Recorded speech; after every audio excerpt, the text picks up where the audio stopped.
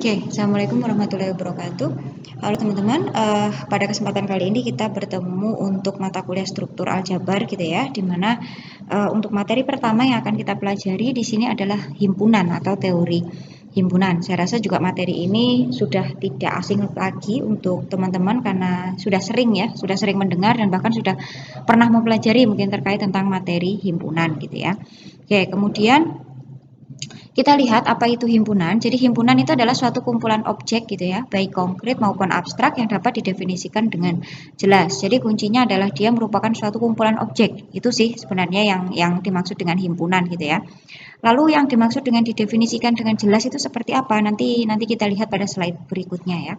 Kemudian di sini diberikan himpunan, contohnya itu seperti apa. Nah, di sini diberikan misalkan ada kumpulan seluruh bilangan bulat positif gitu ya. Nah, ini jelas dia merupakan himpunan karena jelas mana yang bilangan bulat dan mana yang bukan bilangan bulat, seperti itu. Kemudian yang kedua juga sama. Misalkan diberikan kumpulan seluruh negara-negara Asia misalkan. Kemudian ada kumpulan seluruh bilangan asli ya. Jadi jelas semuanya di sini kita bisa mendefinisikan dari kumpulan-kumpulan ini dengan jelas ya. Jadi kita bisa mengatakan bahwa dari ketiga bentuk ini itu termasuk pada kategori himpunan. Sedangkan pada contoh yang kedua, di sini merupakan contoh yang bukan himpunan. Apa itu? Misalkan kumpulan makanan enak atau kumpulan semua makanan enak misalkan. Tapi kembali lagi, enak atau tidaknya suatu makanan itu kan relatif ya. Jadi menurut si A enak, bisa jadi menurut si B itu tidak enak. Jadi tidak ada batasan yang jelas atau pendefinisian yang jelas mengenai makanan yang enak itu seperti apa. Yang kedua juga sama, kumpulan wanita cantik. Jadi kriteria cantik, definisi cantik itu seperti apa itu juga sulit untuk kita definisikan dengan jelas gitu ya. Kemudian ini sama juga untuk kasus yang ketiga. Jadi seperti itu perbedaan antara mana yang himpunan dan mana yang bukan himpunan. Nah, selanjutnya di sini kita melihat beberapa fakta atau kriteria dari suatu himpunan gitu ya. Jadi yang pertama, himpunan katakanlah S gitu ya himpunannya. Himpunan S itu terbuat atau tersusun atas anggota. Jadi misalkan ada A itu salah satu anggotanya itu ditulis seperti ini ya. Jadi A elemen S. Nah, ini saya rasa teman-teman sudah tidak asing dengan bentuk seperti ini ya. Kemudian yang kedua, hanya terdapat satu himpunan yang tidak memiliki satupun anggota. Jadi himpunan itu dia tidak punya anggota. Namanya adalah himpunan kosong atau empty set. Nah, notasinya seperti ini. Tapi bisa juga ada notasi yang lain gitu ya. Tapi nanti ke depan kita akan mempelajari struktur aljabar. Kita gunakan untuk notasi himpunan kosongnya seperti ini. Kemudian yang ketiga, kita dapat mendeskripsikan sebuah himpunan dengan memberikan karakter atau sifat dari anggota himpunan tersebut. Nah, contohnya apa? Nah, ini misalkan himpunan semua anggota HMPS Pendidikan Matematika misalkan. Nah, di sini cirinya anggota himpunan ini mereka semuanya adalah apa namanya? Mahasiswa yang merupakan dari program studi pendidikan matematika gitu ya. Jadi anggota dari himpunan ini semuanya berada di dalam HMPS Pendidikan Matematika. Misalkan seperti itu. Kemudian yang kedua bisa dengan mendaftar anggotanya. Nah, ini cara mendaftar anggota pun cukup bervariasi gitu ya. Ini bisa kita lihat cara mendaftar anggotanya dengan seperti ini. Misalkan 2, 4, 6, 8 ya. Kita ingat kembali penyajian dari suatu himpunan. Kalau kita mendaftar anggotanya berarti kita nyatakan dengan kurung kurawal dan setiap anggotanya itu dipisahkan oleh tanda koma. Atau bentuk ini bisa kita nyatakan juga dalam bentuk seperti ini ya, himpunan dari X di mana X-nya itu adalah seluruh bilangan genap positif yang kurang dari sama dengan 8 ya. Jadi sifatnya atau cirinya itu adalah bilangannya genap dan positif dan dia kurang dari atau sama dengan 8. Kemudian yang terakhir bentuknya seperti ini. Himpunan 2X di mana X itu 1, 2, 3, 4 ya. Jadi ini kan sama saja ya sebenarnya. 1, 2, kemudian 3 ini cara menyajikan yang berbeda tapi sebenarnya dia mengacu ke bentuk himpunan yang sama. Nah, kemudian yang keempat ini mengarah pada maksud dari didefinisikan dengan jelas pada slide sebelumnya tadi ya. Atau biasanya juga ada yang mengatakan well defined gitu ya. Jadi himpunan S itu well defined. Jika misalkan S ini himpunan dan A itu suatu objek ya. Nah, hubungan antara A dengan S ini hanya ada dua kemungkinan. Di mana dari dua kemungkinan itu hanya berlaku satu saja. Yang pertama itu adalah A anggota S atau A elemen S ini atau A bukan anggota S atau A ini bukan anggota dari S ya. Nah, di sini yang perlu diperhatikan adalah ini berkaitan dengan contoh yang bukan himpunan tadi ya. Nah, di sini kita tidak bisa mengatakan bahwa S adalah himpunan beberapa bilangan positif. Jadi kalau saya mengatakan kumpulan beberapa bilangan positif, itu kita tidak bisa mengatakan kumpulan itu sebagai himpunan. Kenapa? Karena kita tidak bisa menentukan dengan pasti siapa yang menjadi anggota dari kumpulan beberapa bilangan positif itu. Misalnya, dua. Dua itu anggota dari beberapa bilangan positif yang dimaksud atau bukan? Apakah dua itu anggota S atau dua bukan anggota S? Nah, itu kan kita tidak bisa mendefinisikannya dengan jelas. Berbeda dengan yang satunya ini, misalkan saya punya himpunan T, di mana T itu adalah himpunan seluruh bilangan prima bulat positif. Kemudian di sini kita ingat bahwasanya bilangan bulat positif dikaitkan dengan bilangan prima itu hanya ada dua opsi. Yang pertama itu bilangan prima, yang kedua itu bukan bilangan prima. Berarti kalau dia nanti bilangan prima ya berarti dia anggota T, tapi kalau bukan bilangan prima berarti dia bukan anggota dari T. Ini bisa kita lihat, 5 di sini adalah anggota T. Kenapa? Karena dia bulat positif dan dia juga merupakan bilangan prima. Berarti 5 itu anggota dari T. Sementara 9 itu bukan anggota dari T. Kenapa? Meskipun 9 itu bilangan bulat positif, tapi 9 bukan bilangan prima. Jadi 9 bukan anggota dari T. Ya, jadi di sini T di sini itu merupakan suatu himpunan, gitu ya. Oke, sekarang kita lanjutkan.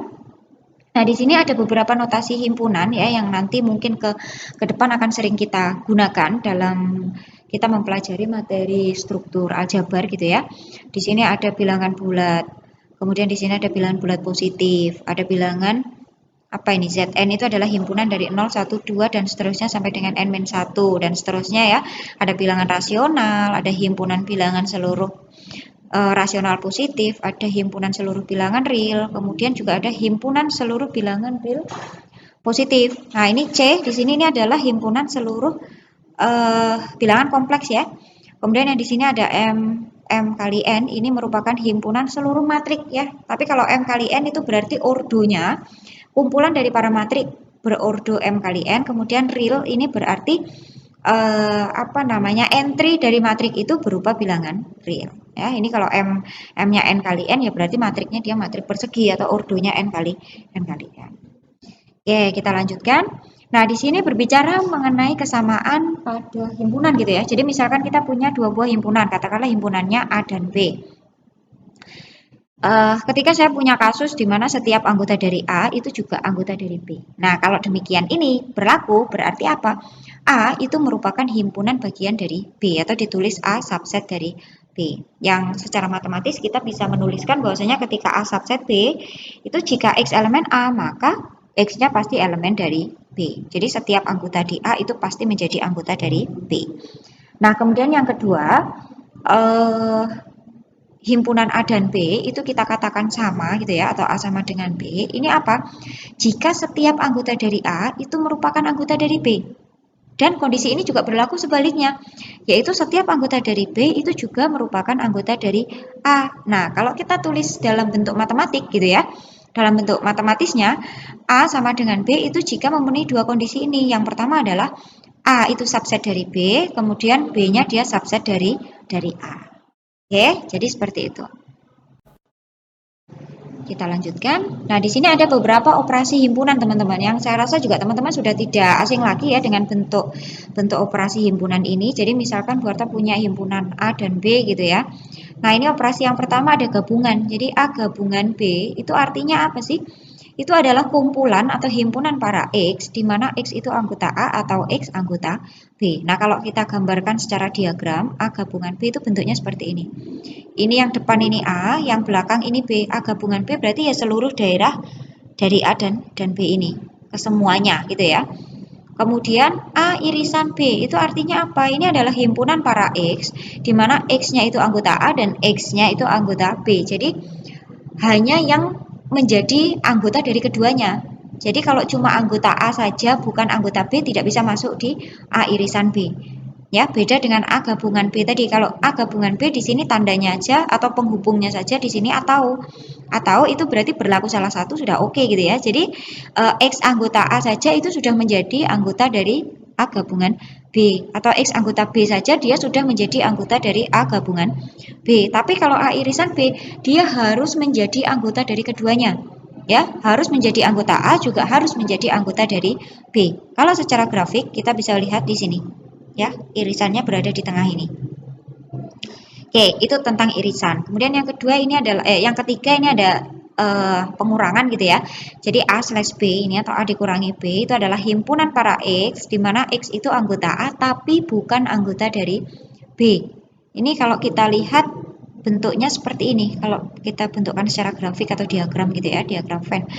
Nah, ini A-nya di sini, kemudian B-nya di sini. A dikurangi B berarti mana?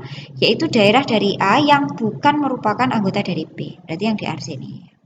Untuk notasinya sendiri ada beberapa bentuk gitu ya. Ada juga yang menggunakan pengurangannya seperti ini. A dikurangi B seperti biasa.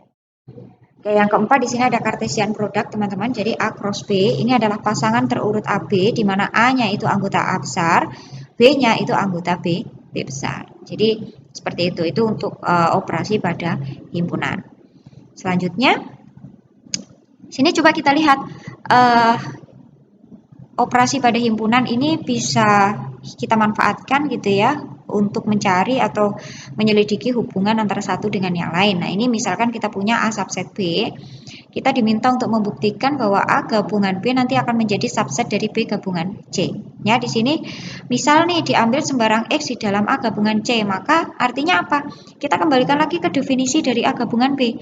A gabungan B artinya apa? X di mana X-nya anggota A atau X anggota B. Nah, di sini berarti apa? X anggota A gabungan C artinya adalah X anggota A atau X anggota C.